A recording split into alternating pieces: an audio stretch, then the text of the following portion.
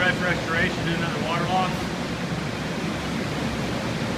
Trying to sand the sheetrock with the insulation and then drying it down.